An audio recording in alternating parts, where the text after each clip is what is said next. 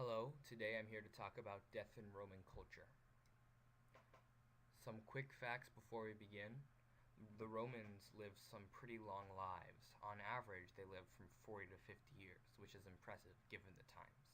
However, they did have high infant mortality rates, which is to be expected given the times. Right before death, people were laid on the terra, or ground, for their final breaths.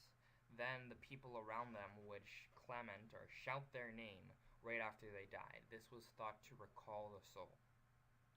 Then these people would put pine or cypress branches on the door to indicate there was a dead person inside. Then they would wait for an undertaker. People hated the libertinari, or the undertakers, so much so that their civil rights were reduced. However, undertaking was a very profitable profession. After the body was taken away, the bodies were prepared by being washed in warm water, and a small coin was placed under the tongue to pay Charon, the ferryman. Now Kevin's going to talk to you about Roman mythology and how that relates to death.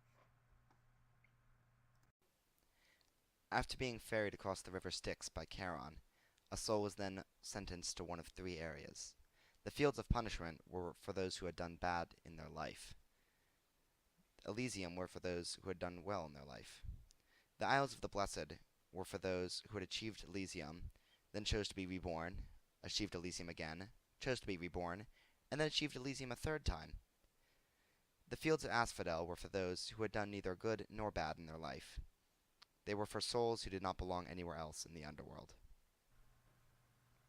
The Roman funeral procession was a sight to behold. Originally, all funerals took place at Nox, or night.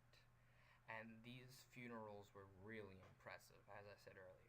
People hired women to mourn loudly so everyone could idea or hear.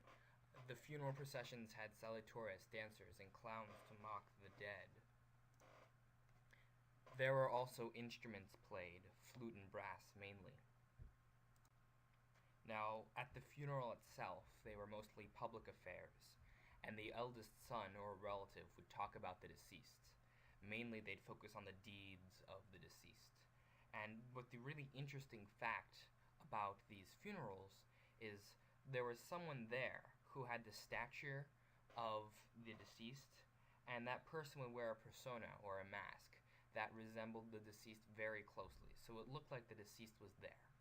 And it's important to note that the robes on this person would change depending on the status of the deceased. So finally, we're at the burial. The rich would be cremated on a fire. Their possessions would be cremated with them, stuff like food, clothing, and weapons. Then their ashes would be cooled with winum, or wine, and the bones would be collected and put in urns. The poor were not so lucky. They would be put in cheap coffins or communal pits. Regardless, an image of the deceased would be put in the most conspicuous part of the house. Death in Roman culture is really quite interesting. Now here are some questions from the presentation to see if you're paying attention. Question 1. What was put outside the house to warn people that a corpse was inside? Question 2. What instruments were played in a funeral procession?